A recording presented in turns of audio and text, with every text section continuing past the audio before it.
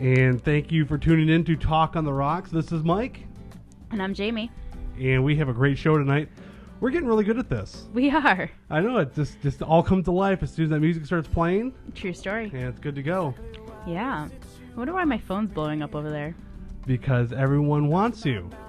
That's how it always works. You're a very popular person, Jamie. Well, I try,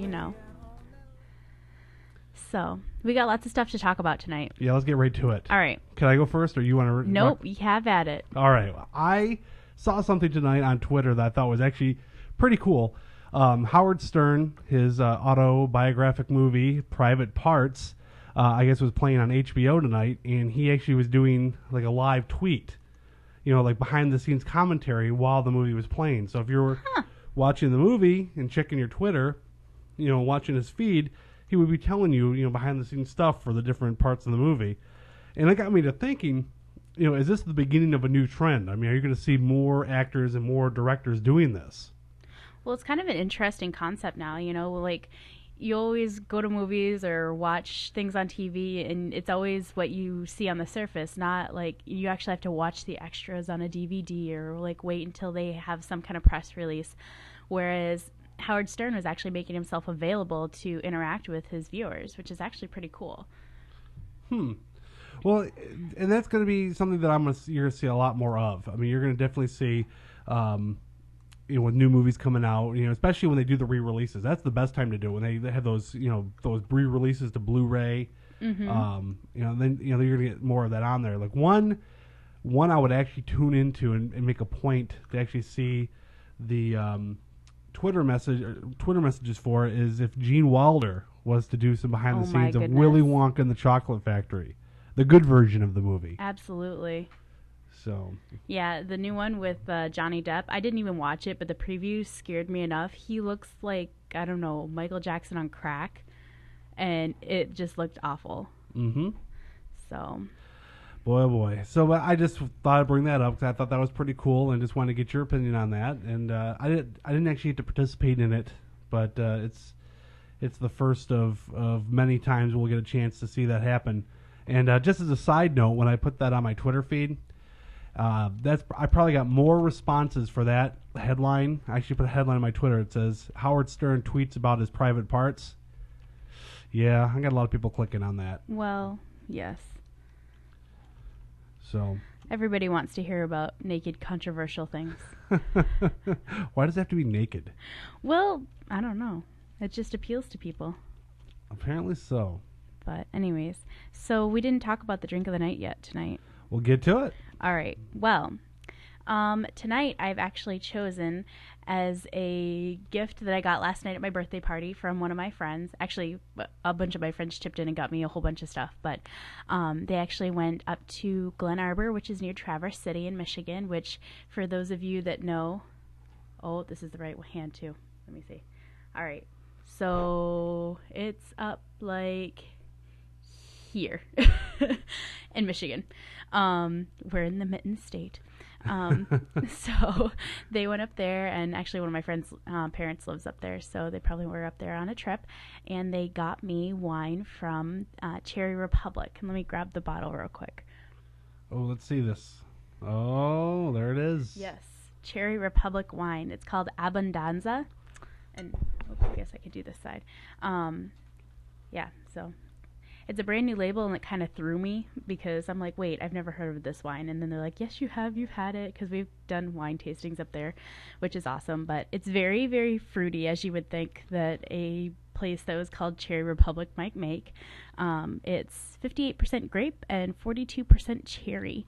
It's actually pretty delicious. It's very fruity tasting and very sweet. It's got a little bit of a bite to it, but not as dry as like Chardonnay. I see. And here's my glass of it.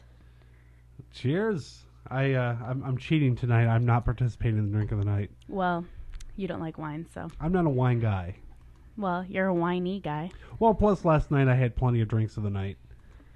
I was drinking Jack and Coke in honor of Jamie's birthday. It was Tuesday, it was her birthday, but we had a party for her last night. And I had one or two. One or two, yeah. We'll leave it at that. He had one or two. Yeah.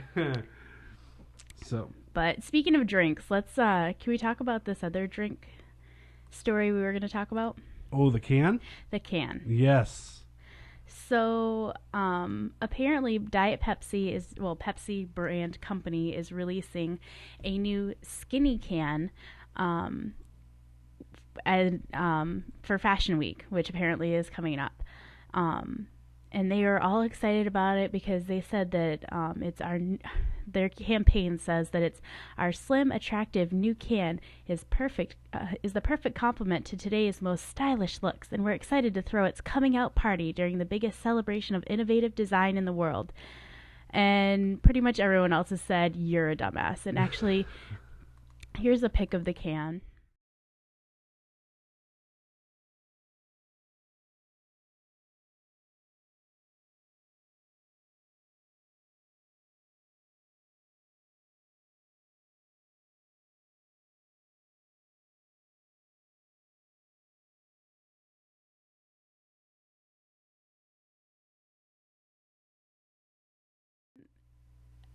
Is like everything that they don't want to represent. The fact that it's diet soda.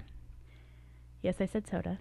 Diet soda in a very skinny can is just promoting the fact that everything should be skinny. Everything like being a normal size, because there is a pretty standard size of every single pop can there is. Being a normal size isn't good enough. That you have to amp it up and you have to be skinny. You have to be new and fresh, and being normal, being average isn't good enough anymore. So I can see how the critics were having a huge fit over this. Right. Well, when I saw it, I mean, I understand what they were trying to capture with the can. You know, I mean, I don't know. It reminded me of just how they try to make everything, sleek and, and thin, so it's more, what's the word? Just cool. Kind of reminds me of back in the 80s and 90s when Capri cigarettes were all the rage. And these things look like little toothpicks, No, I was very young at that Oh, age. that's right. Well, anyway, there was Capri cigarettes, and they were literally just like long toothpicks. And, just there was that whole look that went with that. So, but also see where the offense would come in. I mean, not everybody drinking Diet Pepsi is exactly thin and glamorous. No, in fact, don't we have some in the kitchen? Diet Pepsi? Yeah. I know we have Diet Dr. Pepper. Oh, that's true. No, I guess I've got some under my desk at work. Yes. So. Dr. Pepper never does me wrong. It never tries to be pretentious. It just is. It just is. Yep. So, anyways, and you're drinking a can of it now. You guys will see me alternating between water and wine because our new kick, our new weight loss kick, our campaign of weight loss, you might say. I'm trying to even it out a little bit and not drink, a half a bottle of wine. Even it out a little bit with water. Right. And I have my crudité behind me. Yeah, we have if you joined us, if you haven't heard yet, we are having a contest between Jamie and I to see who can lose the most weight. We're going to do it based on a percentage of weight loss. And we posted our weigh-ins the other day, and it's on our website, talkontherocks.com. But here's the twist in the contest. It's going to run through October 13th, so 8 months. We're going to see who's going to lose the most weight. But here's the twist. The winner of this contest between us, we're going to take all of the total pounds of weight that was lost. $1 per pound. We're going to donate $1 per pound to the Michigan Humane Society in the name of the winner. And I still say that we should do this donation in form of maybe adopting a dog. Why don't we donate the money and adopt a dog? Okay. All I want is an animal. See, well, we got an animal. Got a guinea pig. Isn't that enough? No. No? No. The guinea pig is psycho. He's not psycho. He's He's not psycho. Yes, he is. You're just not a guinea pig whisperer like I am. Yeah, That's not something I put on a resume. He understands me. This guinea pig understands me, and he. I don't know who that's sadder for. You or the guinea pig. Thanks, honey. Just saying. Right. Anyways, so you want to talk about? Where'd my thing go? There it is. Yes. Well, this is something I was actually excited to talk about, and I call it moments of fate, where things happen, and you look back at a pivotal moment in your past, and you say, what if it had gone the other way? And here's what actually inspired this for me tonight. Well, looking online, I read an article about Tony Stewart, NASCAR driver, and he was talking about the 2001 Daytona 500 race where he had a wild wreck and got spun around and got launched in the air, landed back down, was facing oncoming traffic coming at him at 200 miles an hour, and he survived it. But where the twist of fate comes in is he looks at, there's one moment where he goes back and watches the YouTube video, and he actually has, according to the article, he actually has a still print made of this moment where Dale Earnhardt is driving by at that and escapes unharmed at the moment he's up in the air and getting spun around. And to this day, Tony Stewart still wonders, because that's the race that Dale Earnhardt died. He ended up dying later on in the race. He ended up getting into that accident with Sterling Marlin and ends up getting dying from it.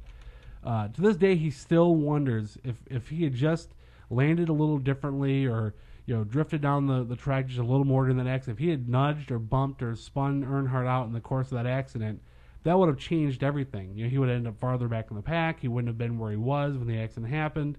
It's like he just wonders what would have happened if he had hit Dale Earnhardt. Would he still be alive today?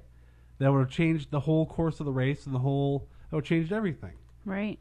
And so it makes you wonder, because I think we've all had moments like that. And I know I have. Absolutely. Yep. Go ahead. Well, there's a moment that I look back on that to this day still freaks me out. But I used to drive back and forth between here and Mount Pleasant a lot.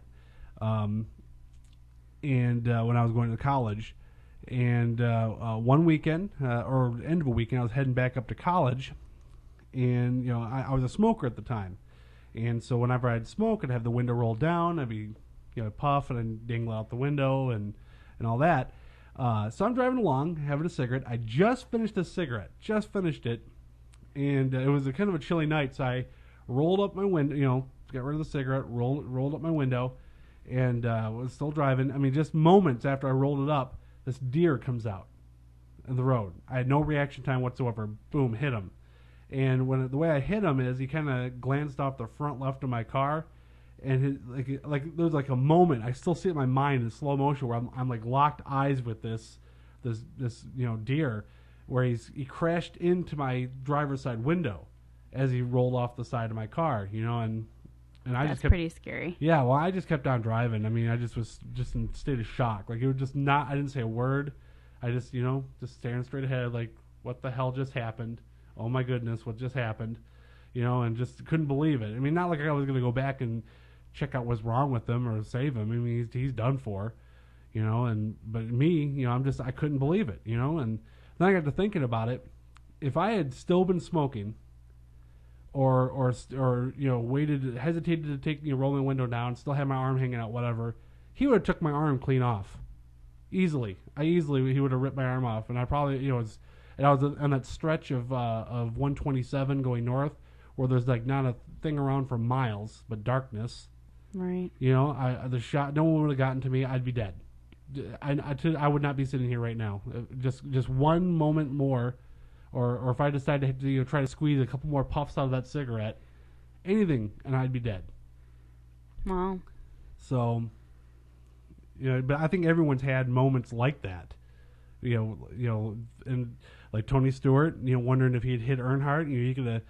I wouldn't say he feels any guilt, because not like he could control his car once in midair. It's just more for him. It's more of a what if, and but still, just makes you wonder. And most of us have more than one of those moments. Right. Has anybody had one of those moments? Just chime in on chat. You can click on our chat button, or call in. Either way. Yep. Did you put the phone number up? Phone number's up. Phone number is up. All right. Yep. You can also text us too on that phone number. So. Yeah, that's what's cool about it. You can text us on. Well, what about you, Jamie? Do you have a moment in your past that you look back and say, "What if it had gone the other way"? It wasn't one about me, but I was in a situation where I saw it happen to someone else, and actually it was for the worse, not for the better.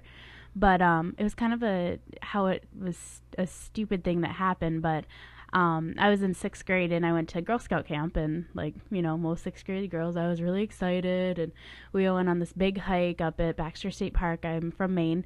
And Baxter State Park is a pretty big park, and they have 2 waterfalls, Little and Big Niagara. Not actually Niagara Falls; they're just imitations or whatever. But we were at Big Niagara just kind of hanging out. I think we sat down to have lunch or whatever, and this man and his son were fly fishing. And the son had the backpack and was trying to give it to the dad, and they were across the shallow part of the river from each other. So, like, literally all you had to do was walk across, like, it was, like, maybe 1 or 2 inches of water. And I'm sure that they, like, Dad hopped rocks to get across the other side. But the son tossed the backpack to the dad of fishing supplies or whatever, and he missed and it fell in the water. Well, the water started to sweep it down, and dad's like, crap. So he went to grab and reach for it, and he slipped on the algae which had collected on the rocks, and he ended up going down the waterfall and getting stuck between the rocks, and my entire troop watched him drown. Oh my goodness. So it's kind of like one of those moments of fate of, if the son had thrown it a little harder, or if dad just said, screw it, that's probably a dangerous situation. Or, if they'd met each other halfway up, like on the rocks that you could actually walk across. And that poor kid. Seriously. And he was a teenager, too. It wasn't like he was a little kid, so, it wasn't as bad. He actually go backward and question himself. Right. Yeah, poor kid. So that was pretty awful, but it's another one of those moments in fate where you're like, if it had gone any differently, it would have changed everyone's course of life. And obviously it changed everyone's course of life to begin with, but, Right. So it wasn't something that happened to me, but I also want to share another really good fate story. My dad went on a business trip, went back when my parents were married, when I was pretty little, and we were picking up from the airport, and we were like hanging out in the lobby or whatever. It's late at night, and the people started to get off the plane, and there was this older man waiting for whoever it was to get off the plane, and he started to have chest pains, and he actually had a heart attack. And my mom is a CPR instructor. She ended up actually having to give him CPR, and like I had to go and run and call 911, like get someone to call 911 and all that stuff. But she actually saved this guy's life. So I guess, like, if my mom hadn't been there, he probably would have died. Yep. Well, and that's true, and look at how many times you hear the stories of especially, like I remember September 11th, and you hear all those stories about they were supposed to catch a flight. Absolutely. You hear that all the time. Like, oh, I was going to be on that flight. Or, I mean, any type of, accident like that. Like I remember even way before that, we had the crash of Flight 255 right here in the Detroit area. And that was the flight where there was only, where the baby Jessica was the only one who survived it, I think. And it was just such a sad, tragic story. But, there's all kinds of people, they were interviewing in Phoenix where the flight originated, talking about how, I got bumped off that flight. It's like, wow. How do you deal with that the rest of your life, that know that, other people died? Not you had nothing to do with them dying, and it's not like you could have known what was going to happen, but it's like you were bumped off that flight, and you might even been upset at the moment when you got bumped off the flight if you didn't volunteer for it. But then now look back and say, "Wow, I dodged a bullet." Right. And that's huge, and it just shows you, how fragile life can be. How we're all, here, and it doesn't take much. Just any little thing can happen to completely just. We'll give you another example of just here how fate is cruel and twisted, and it's just a matter of being in the wrong place at the wrong time sometimes, or the right place in the right times. But in this particular story, we went to see, and I can't remember what year it was. It was like 1998, I think.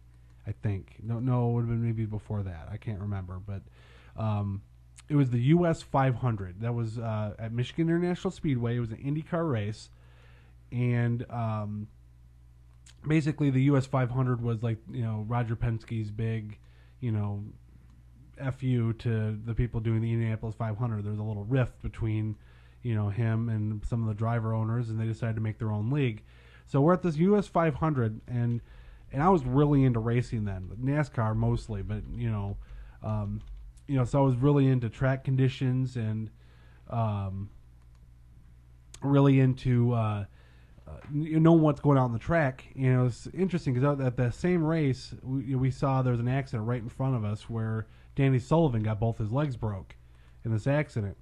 Well, as the day progressed, it was a really hot day, but the shadows, the shade was settling on the track at certain turns. And when you got cars going that fast and these tires are getting super hot, that change from hot asphalt to cold asphalt, it's not good for the car.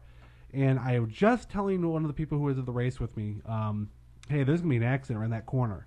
There's gonna be an accident in that corner. We have a big accident in that corner. And and as the race went on, finally, there was a big accident, just like I predicted.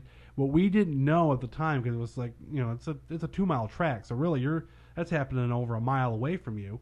What we didn't know is that a tire had come off this Indy car and bounced up into the stands, and just like it was almost like putting cigarettes out. It just like psst, psst, psst, psst. It just snuffed out 4 people just like that. Oh my gosh! Just one tire, and it killed 4 people that quick, and we had no idea. No one was saying anything. The race finished, and we had no idea. We didn't hear about it until we got home. We're like, oh my goodness. And who knows? I mean, one of them could have gotten up to go get a hot dog and lived. Or go grab another beer, lived. Gone to the bathroom. Yep. Someone had decided not to, decided not to go to the bathroom. They were going to hold it. And just any one of those 4 people make a different decision, or, it's bench seating too, so they could, very easily could have scooted over to make room for someone else because someone was trying to, fit in and sit with a friend. Any number of things could have changed, and they lived, and someone else would have died. Right. And just, and your heart goes out to the families of those 4 people. That's what a horrible thing to have happen. They're going off to see a race. The last thing you expect is your loved one's going to die at watching a IndyCar race. I mean, come on. So there you have it. That's just, fate is cruel and strange and unpredictable. Yes, for sure. Well, and another strange twist of fate. Apparently, did you hear about this, honey? That this woman bit into she went to Walmart and bought some ice cream. Bought some Walmart brand ice cream, and just dug into it, whatever. And apparently there was a razor. Oh my goodness! In the ice cream. How freaking insane is that? And how, somebody's gonna get sued. Well, but those stories.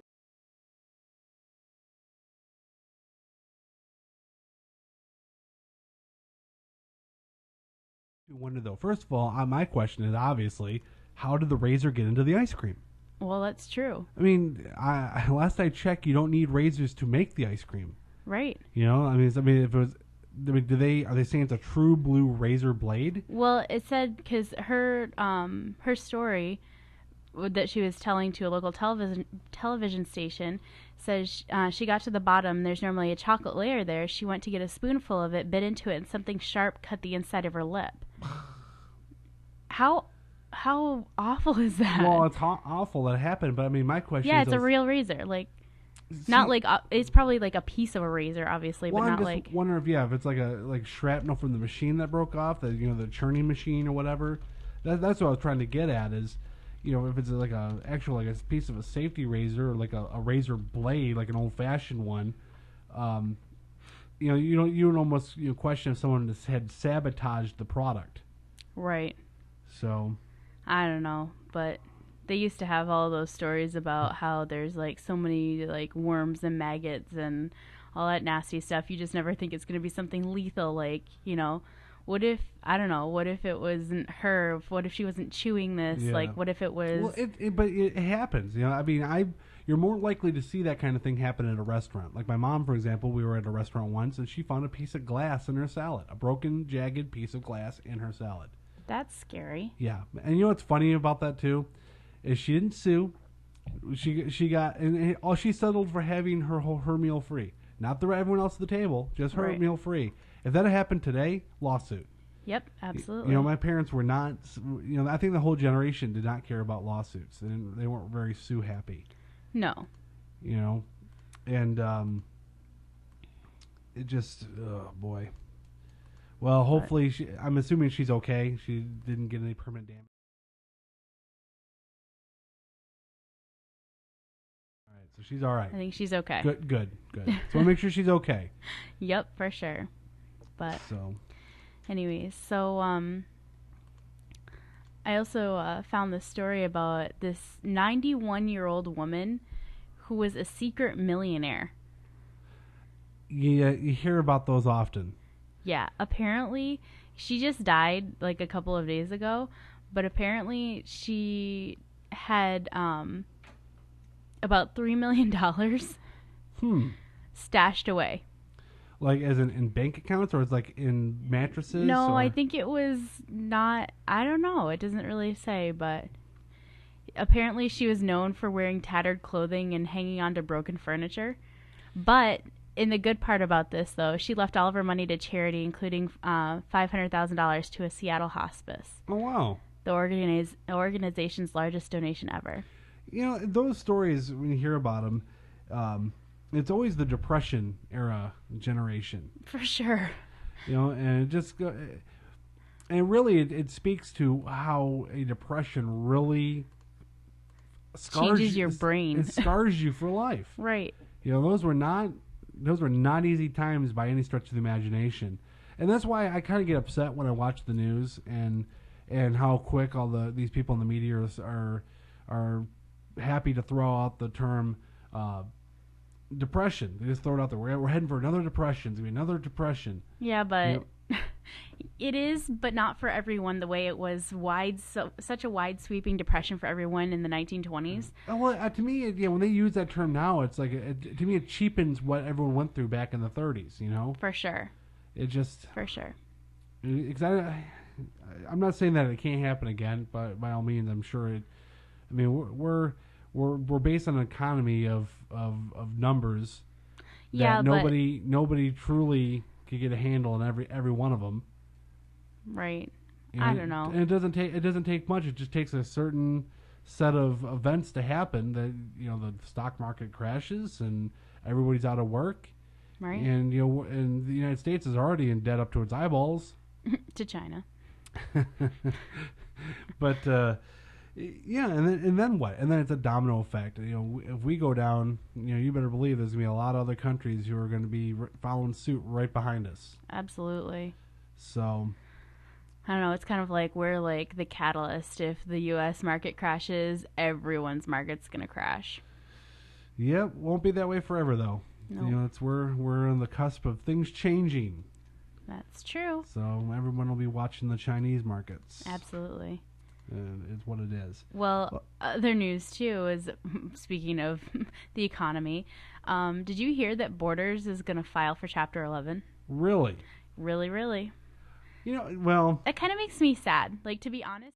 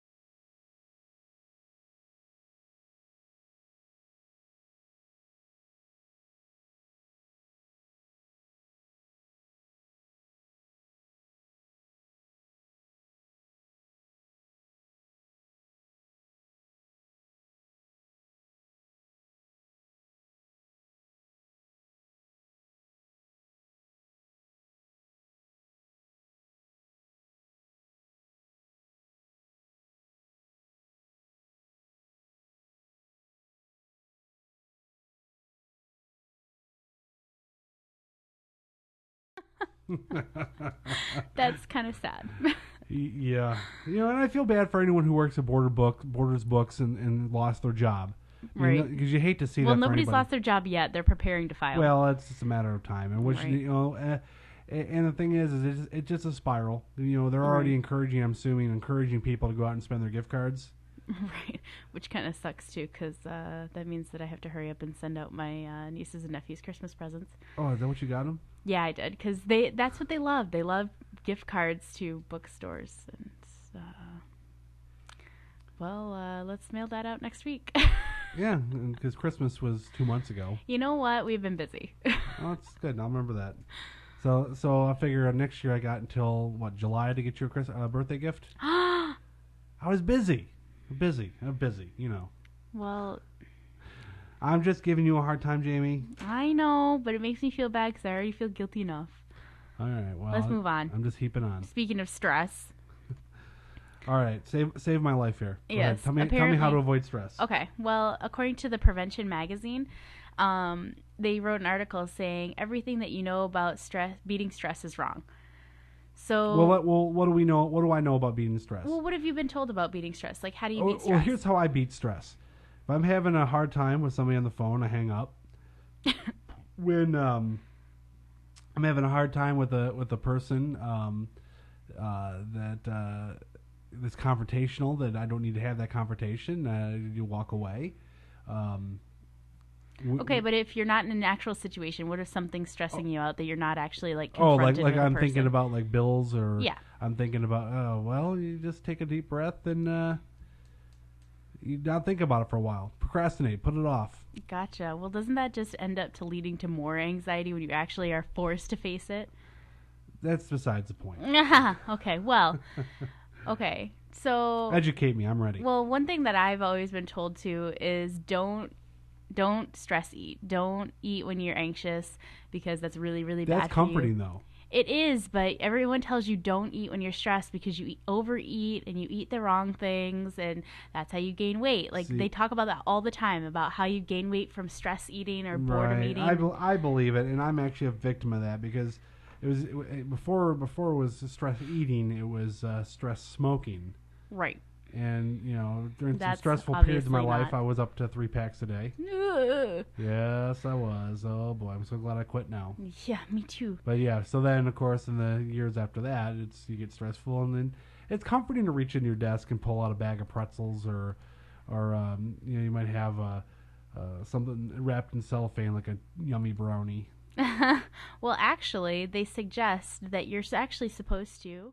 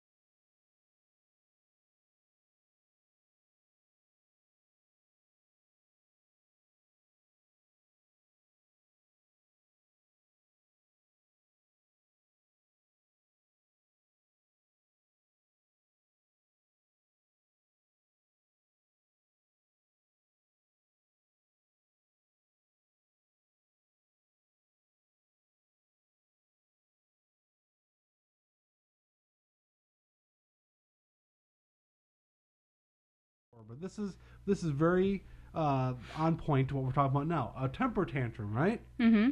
Who throws the best temper tantrum when they're really ticked off? Something really happens that they just want to they blow their gasket and they just let it out.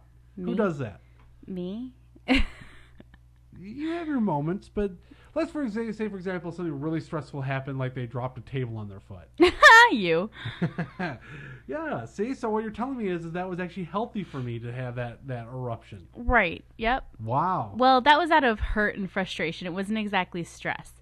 But, like, we're talking about, like, the long-standing... I get what you're getting at, honey, and yes, I agree. You should have flipped out when you dropped the table on your toe.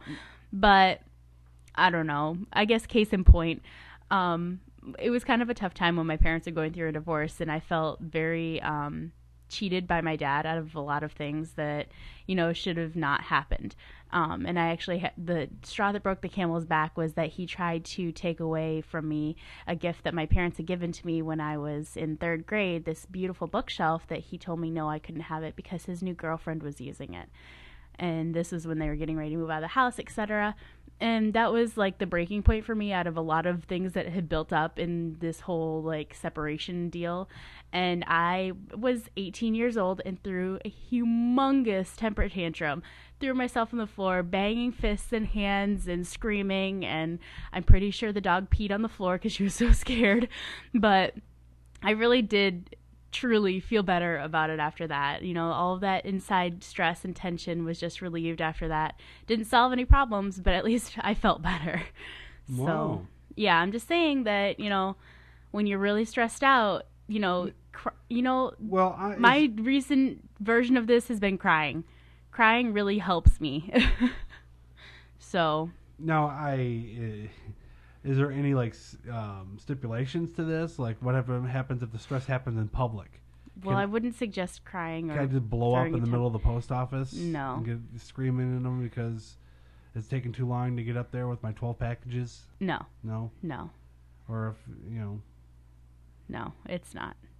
Not a good idea? Nope. Not at the airport when I'm tired of having to wait for security? Definitely not then, because I'm pretty sure you don't want to find out what TSA is all about on the inner workings as they find out about your inner workings. What about at the bank? Like, I get so ticked off and the lines are so long. They're stealing my time from me, and I want to just scream out, "This is a robbery!" Again, bogus. They might take that the wrong way? Mm-hmm. Yeah, maybe so. Yeah. My God, I don't know how I'd put up with him some days. This is why I end up crying or screaming. No way. No way. Anyways, some other of yesterday's wisdom, as they called it, that you're supposed to turn to your friends and family for support. Reach out, talk to people, which, yeah, I guess that does help. But sometimes, as many times in my case, that just ends up as more stress because I don't hear the things that I want to hear. So they actually suggest cuddling up with your pet. I am never going to cuddle up with a guinea pig, but I would definitely cuddle up with my dogs because, hello, they are your pet. They love you unconditionally. So does the guinea pig.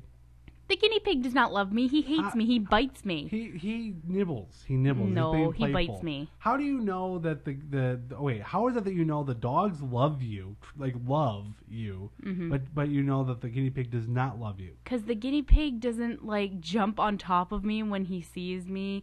The guinea pig does not want to rub up on me like my dogs do. I read somewhere, and this is something that this is a topic for another show. I'm going to research this. We're going to do this for another show. Make sure you take a note of this. Can dogs feel the emotion love? I could have sworn I read somewhere that they do not feel love. Well, what do they just feel? Obedience? Yes. Respect and obedience. No. And how can you say that? You've had dogs. Does that matter if I've had dogs? Maybe that should give me more reason to say that. No. I'm sorry. No. I can tell you for a fact, that my dogs love me and they love my mom. I can tell you my brother's dogs love him. No. All right, so you truly feel that dogs can feel love? Yes. Okay, I'm gonna research this. They can show love and feel love and affection. Uh-huh. Yes. Okay. I mean, I can't prove one way or another. I could have sworn I read somewhere that scientists have proved that dogs can't feel love. Well, whatever. I'm gonna cuddle up with my pet anyways. Well, they're just using you for your warmth. No, not at all. Not at all. Um, Moving on with our stress reduction ideas. Yesterday's wisdom: never go to bed angry. I see. And today's smart strategy: just get some sleep already. You know what? I don't agree with this one though. The sleep? Yeah.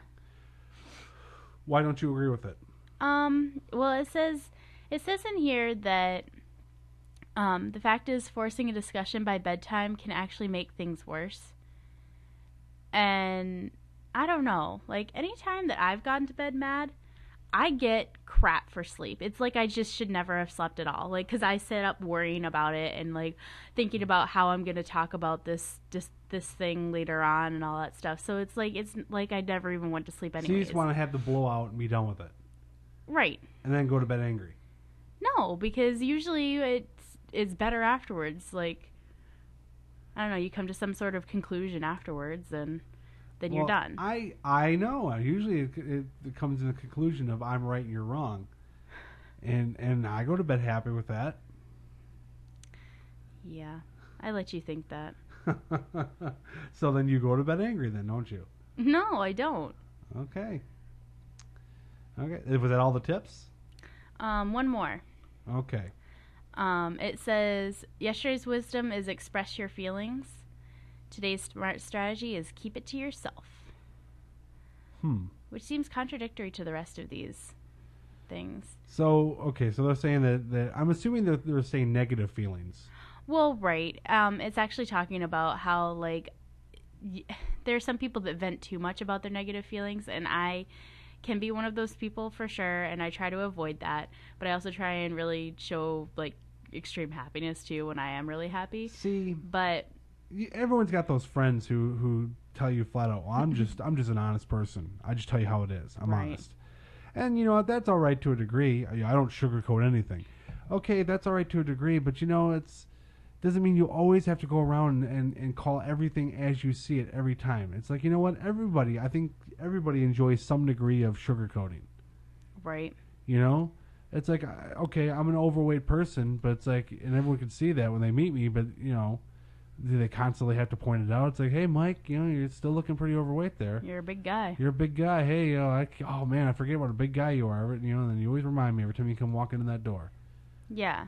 Like, you don't have to I mean, that's what I'm saying, is that they're just things you just don't need to say. Right. And so, you know, I guess maybe I kind of agree with that, hey, you know what, sometimes you just need to keep it to yourself. Well, unless you are being hurt, unless whatever negative feeling you're having is because of a behavior of someone else that is hurting you. Right. Keep it to yourself. Right. Well, it's also, too, like, the whole people are too quick to share their problems with other people. Well, that's because therapy is expensive. Yes, but it's also, like, it can get people into trouble, I think, is what this is getting at. Like, it's a stressful enough situation to be upset about something, but if you share with too many people too much, it could affect things later on down the line. Like, I've had that happen before where I've shared too much with people and then it's come back to bite me in the butt. So, just saying that, you know, sharing too much with too many people is probably not the best idea to reduce your stress. Right. So was that all the tips? That's it. Wow, I feel better already. Less stress. I have new techniques now to improve my life. Well, that's good. And now you can improve my love life by telling me how I can have the best Valentine's Day ever. Yay.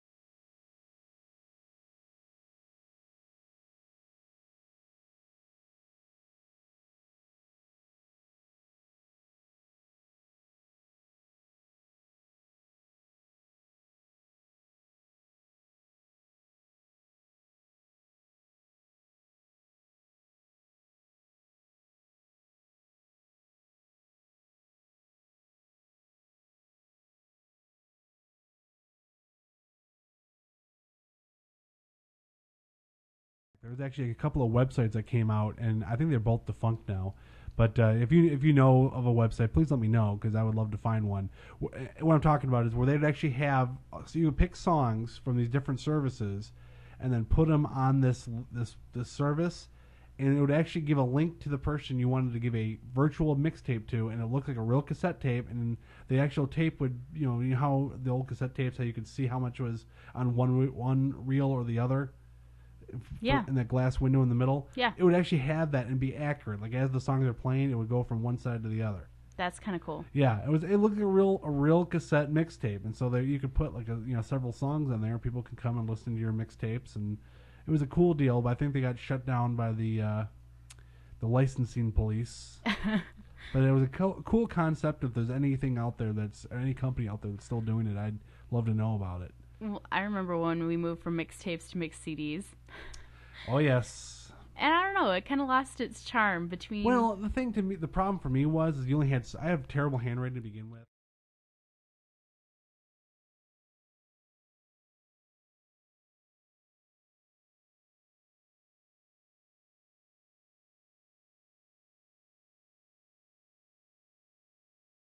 Side A, you put the songs down, and then side B. Right. Yeah. But anyways, so that's number one. Here's a question though. Now you said you made mixtapes, right? Yep. Did you ever record your personal messages on them, or did you just do the songs? I think I did record messages, but maybe only once, and it was only at the beginning of the tape. But I actually remember making my own mixtapes for like me of songs that I like from the radio. Yeah. You know here's a funny story about mixtapes. My older sister Sandy, she used to have this mixtape of like the coolest songs of the 80s, and somehow Wham. Somehow her little brother, who will remain nameless, decided to get a hold of it and thought it'd be cool to use it for a tape recording to actually talk over it. And what did Sandy think of that? Well, it came to light when, for a Christmas gift for my mom one year, she took all of her old 8mm footage and had a buddy of hers. They projected it up on a wall and they recorded it with a camcorder so you could watch it in your VCR. Mm-hmm. And they used this mixtape for the background music. So you're watching this whole movie and the Journey song, lying beside you, blah, blah, blah, blah. That's terrible. I forgot the words. But you know what song I'm talking about. But Open Arms. Open Arms. How terrible am I? I just drew a total blank on it. That's okay. You sang enough of it that I could actually... See, that's good. That's good. You're like a Shazam in real life. I am. But anyway, so you're in the middle of the song. All of a sudden you hear, hi everybody, hi. And then it goes back to the song. Furious. She never beat me over it. I mean, I remember. Your mom or Sandy? Sandy. Oh. My mom thought it was cute, but Sandy, yeah, she didn't harm me over it, and I don't know if that harm. I mean, if the statute of limitations have run out on this, but she was not thrilled with me. But I was a kid. What can I say? But that was only one of many things I've done that screwed things up for her. We have. A friend, Navy MP66, said that they remember the mixtapes too. Yeah, it was a great time. It was a great era in music. And the thing about it is, with CDs, you're so quick to skip songs. I know I am. I know. I made this our new car actually plays the MP3s off of a CD, so you can put 10 hours of music on one CD. I'll put it in there and just skip. I mean, you don't stop and listen to any music anymore. Right. And what actually kind of remember the old days was that Jim Croce album. Yeah. And I actually listened to that from the whole thing through from beginning to end. Flip the record over, listen to the whole thing. Not a bad song on there. Right. I can't remember the last time I ever listened to an album completely. And the mixtapes were like that. It's on a cassette tape. So you never bothered fast forwarding. You listen to the whole thing. Right, exactly. Yeah, that's how I was even making mixed CDs for myself or my friends. Like, hey, we're gonna make a dance party CD, And when you make it, you're like, yeah, I love this song, I love this song, I love this song. And then when you actually go to listen to it, you're like, man, this song sucks. I'm going to skip. Well, that's, and that's the thing, too, that I think changed with music is that back when it was cassette tapes and records, but, especially 8-tracks. Well, 8-tracks were way before your time, but... Yeah, I've never even seen one. Oh, my goodness. Well, 8-tracks, they were on their way out by the time I was, old enough to really appreciate music. But the trick about 8-tracks is that, you'd have to get to a certain point. I mean, if you wanted to skip songs, it was hard to do. If you want to hear certain songs, you'd actually have to, get up to a certain point on one track and then hurry up and hit the button to catch it on the other side. Right. So most of the time, you would just... let the thing run and you hear all of them on there, which put pressure on the artists to make every song they put on an album decent. Right. Where it's like nowadays, they have a lot of filler songs. Like you always see their cover song off of a CD, and really you only hear like 2 or 3 of their songs on the radio, and the rest of them you're like, yeah, I guess I like this song or whatever, but it's not as popular or whatever. But yeah, it's just so easy to skip on a CD. That's the bottom line. Well, here's the other thing too. When's the last time you bought a CD, honey? Oh my goodness. The last time I probably bought an album was I want to say it was the Bare Naked Ladies, Gordon.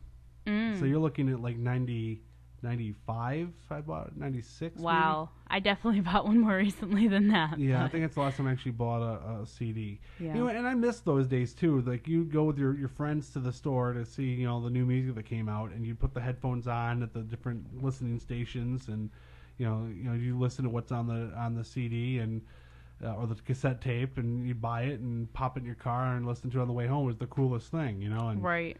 Those days are gone. For sure. It's sad. I miss all of that stuff. I miss going out and buying the music, and I miss But are you gonna do it? I'm. Well, you don't have to worry about the cost of it because Amazon's still gonna give away $2 for the free MP3s. So. Well, I mean, I'll download music. I mean, I buy the MP3 for a song I really like. Oh yeah, I go to iTunes or whatever. Right. And that I do, but I'm talking about the actual experience of you go with your friends to the mall or to the record store or wherever you're buying your songs from or music from, and you get to listen to it, and there's always a clerk there who's actually knowledgeable about the music, and you can hey, I'm gonna move something different. You got anything more along the lines of I like the Beatles, but I want to try something new from that era. Right. I wasn't in the 70s. What do I know? Right. And they always had something cool to show you. Right. Those days are long gone too. Even if you do go into a place that has music, they're not going to be able to make recommendations to you. I mean, those moments are far and few between. I'm not saying that there are nobody left out there who knows how to recommend music. That's certainly not the case. I don't want to play down the few people left out there who are true to the music. Right. But most clerks you see at the FYE for your entertainment. At the mall and stuff. It's like, don't even bother asking them. I mean, you gotta. They don't know. Yeah. Yeah. Unless it's the new Justin Bieber. Anyways, let's get back to these Valentine's Day thrifty suggestions. All right, I'm ready. All right. So, everybody likes those darn flowers, right?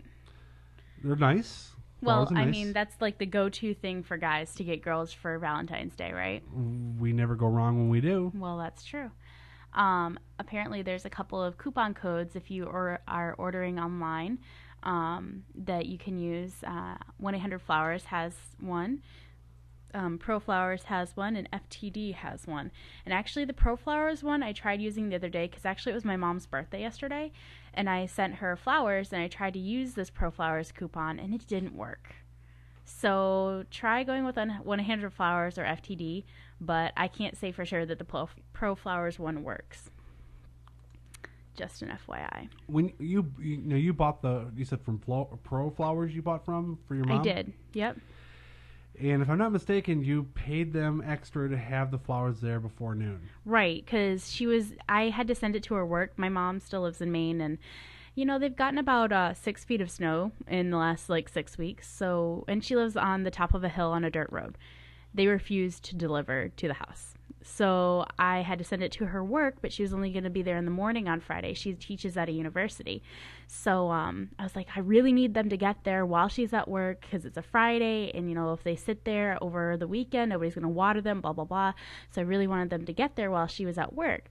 So I had to I had a meeting at a different building on Friday, so I called her on my car ride to the next building. I was like, "Hey, how's your day going?" And mind you, this was like 1-ish, 1:30. So I'm like, "These flowers should be there by then." She's like, "Hey, I'm at home, blah blah blah, whatever." And she didn't say anything about the flowers. I'm like, "Hey, did something come for you today at work?" She's like, "No, why?" I'm like, "Man, I was so upset because I thought Pro Flowers had really screwed up. I thought that they didn't deliver, and I'm like, dude, I spent a lot of money on these flowers, and they were really nice flowers that I sent to my mom. She loves lilies, so I sent her a huge thing of stargazer lilies and irises, and I was really upset that she didn't get them because they like pretty much guaranteed me by $15 extra worth of money that I had to spend on delivery on top of their already enormous delivery charge to get them there before noon. And she's like, "Oh no." So she called over to the secretary and was like, "Hey, did anything get dropped off before or after?" And nobody'd seen it, blah, blah, blah. Apparently, we don't know how this happened, but the flowers had gotten sent to the mailroom, which is in a completely different building on the campus. Huh. So they did get found, and she did pick them up later that night. She had to go back into Bangor for something, but thank God my mom got them. But I was pretty pissed that she didn't get them during the time she was supposed to, and they guaranteed them to be there before noon.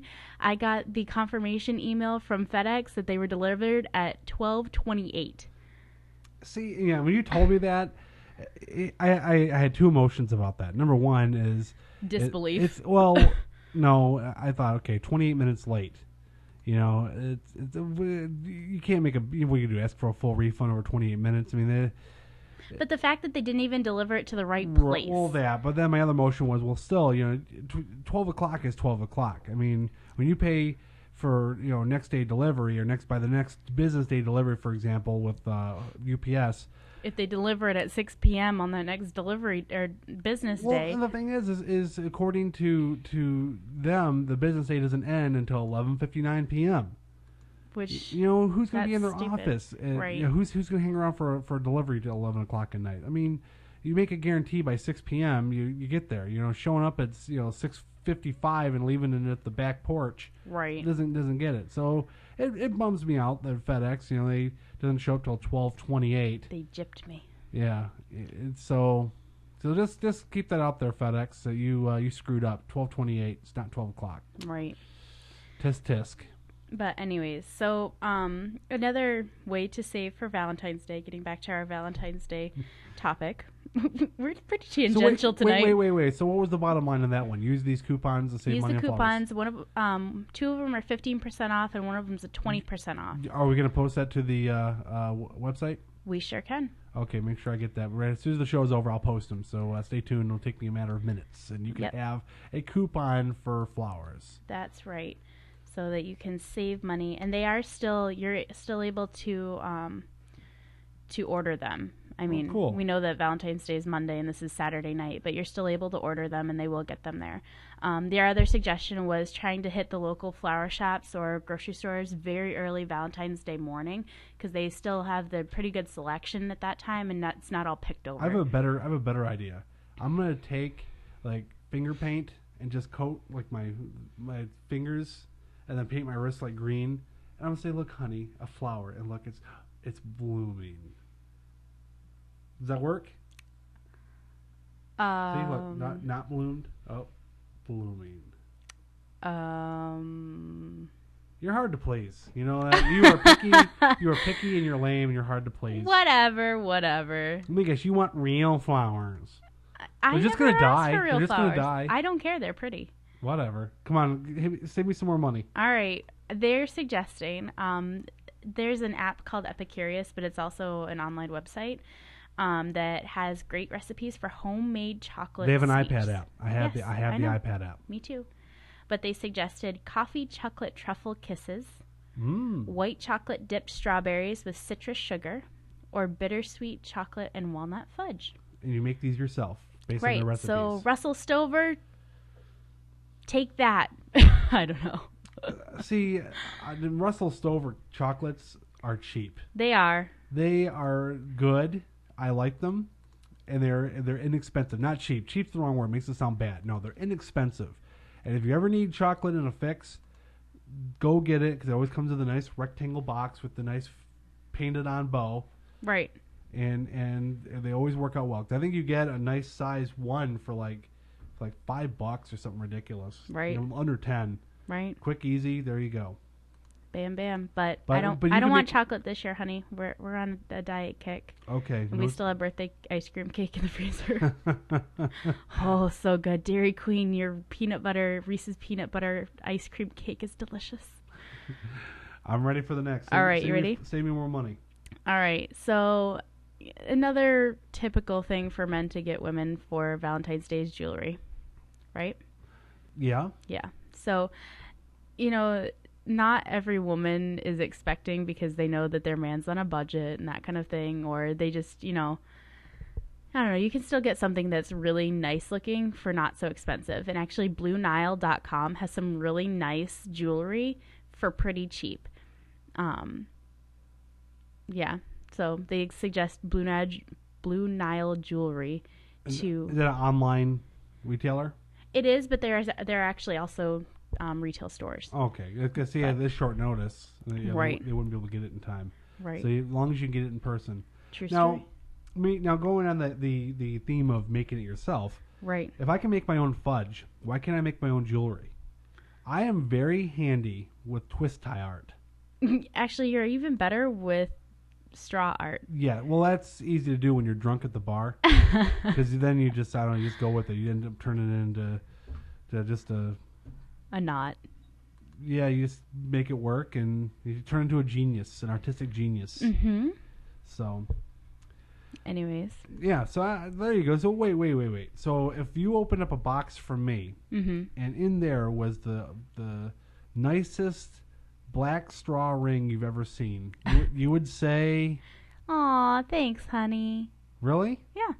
Wow, I'm getting off cheap this year. Listen, I love anything you make me, and I already got the diamond ring, okay. And I'm getting another one, so it's not like we have somebody in chat who vouches for Blue Nile. Really? Yes. Oh, see, there you go. Congratulations on your impending marriage, Navy. Navy, if you have a name, you can type it in if you don't mind us using it on air, because it's kind of strange calling you Navy. But yeah, that's awesome. Blue Nile's got some really nice stuff, actually, and they sell more than just jewelry too. They sell clothes too. Navy, can we just call you Gibbs, like Agent Gibbs, like from NCIS? He's on a thing. We watched I don't know, 7 hours of Navy or NCIS. Today was nice. We laid in bed all day practically. It was very nice, especially after I don't want to look at the kitchen from the party we had last night. So, but yeah, you are right. I'm on an NCIS, and you know what? I'm okay with that. But all right, Matt. Nice to meet you, Matt, and thank you for tuning in. Yeah, absolutely. All right, next Valentine's Day suggestion. Save me some money. I'm ready. All right. Well, you know how they kind of play up the whole date of Valentine's Day? Uh-huh. You can make Valentine's Day whatever day you want. So then the suggestion they give is instead of using February 14th, and you know what? People are going to do that anyways, because who's really going to celebrate Valentine's Day on a Monday this year? This weekend was the weekend to do it. Yeah. Right, exactly. Tonight's the night. Right, exactly. So, and you're still, though, playing into the whole, your pre-Valentine's Day, whatever. Why didn't you make it the 15th? Why didn't you make it the weekend after? Or why didn't you make it sometime in, June? It doesn't really matter. You and your loved one decide what day you want it to be, and that's the day it'll be. So that way you can be less expensive on those days, because they always amp up the prices, and Valentine's Day cards are so expensive that you can buy them for super cheap the day after. All right. So in other words, what you're recommending is instead of Monday the 14th, you could celebrate it on Friday would that be the 19th, 18th? Sure. Yeah, 18th. Yeah. 18th. Look at me, quick math. Well, that and you're leaving on that day. We can't have Valentine's Day that day. I'm leaving, but half of America will still be home to celebrate that's true. Friday the 18th with their loved ones. Valentine's Day, right? And you know what? This is kind of funny too because only in the past 2 years have I actually had someone on Valentine's Day to be my Valentine. And for me and most of my friends, we always resented Valentine's Day and we always used to wish each other Happy Singles Awareness Day. Wow. So that actually works out if you're like, if you have friends that are really like cynical towards you because you have someone and they don't. Just say, hey, we're not celebrating Valentine's Day this year and like make plans with them or whatever. And then, make your Valentine's Day a different day. Wow. So, just another suggestion if that's an issue for you and your friends. But, all right. So their next suggestion is instead of spending so much money on a shallow thing, like something shiny that's a trendy thing, rather than something that your loved one would actually want, play into what their likes are. So if you know that your girlfriend loves to paint, instead of getting her like an iPad, get her a new box of paint sets. I don't know. Like I'm just showing you the disparity of you think this thing is so great, but she's got a brand new laptop or, she just doesn't need an iPad. But a new box of paints or a new set of paintbrushes or a new canvas or new easel, something that isn't so expensive but something she would appreciate just as much would mean more to her. Hmm. So. Well, that's a good tip. Right. So, also to go along with that, not everything you have to give your loved one has to be store-bought. The things that you make actually mean more. Well, I believe that, though. Well, absolutely. Like, I don't know. Obviously, I love my engagement ring, but hi, I still have actually both of the straw rings that you gave me from the bar in my jewelry box. So, wow. I mean, it's, really? Yeah, I do. Wow, honey, that actually means a lot to me. So, that was just me being silly. I know, and I still loved it. You asked me twice again to marry you. So, they actually have... I love you so much, honey. I know. I love you too. But anyways, for those of you out there that are still looking for ideas, they actually have a link on this website that we can also add to our website afterwards. There's a link on how to make origami heart with wings. So, something cute and special and just something different for you to do. Wow. This one, I thought the next suggestion was awesome, and I think we need to do this. Apparently, Redbox is doing a special promotion for Valentine's Day. You can send an electronic Valentine with a coupon for a free movie rental for Valentine's Day. Wow. So you have to go to their Facebook page, and there's a coupon code called Be Mine. All one word. Is it for, you said Redbox? Redbox. Oh, the thing at the grocery store. Yeah, or like Walgreens or whatever. Huh. So instead of going out, stay in and watch a movie, cuddle up, make popcorn. It could be pretty romantic. Have you ever rented from Redbox? You know what? I haven't. See, I always wonder how that thing works. Like, we've always had Netflix, so right. we never needed it. I mean, do they like have the? I'm assuming they just burn you a DVD or something on the spot. No, I think that they have like stocks of these DVDs. Right, but then you you go to your grocery store and get it. I mean, does somebody actually go into the machine and like reset it after you turn your things back? I mean, you have to bring I have no idea. The DVD back, or Yeah, you do. Okay. You have 24 hours with it. I think it is. It's a one-day thing. Huh. Interesting. But anyways. Well, I don't know. I never liked the inconvenience of having to bring it back. I mean, when you had no choice, right? Like when it was Blockbuster or nothing, then that was one thing. But once Netflix came out, the whole idea of just I'll bring it back when I get around to it. I like that. Right. I'm going to leave you with the next choose your own adventure topic, and I will be right back. But this suggests getting 2 video games that you'll enjoy and then trying them out together.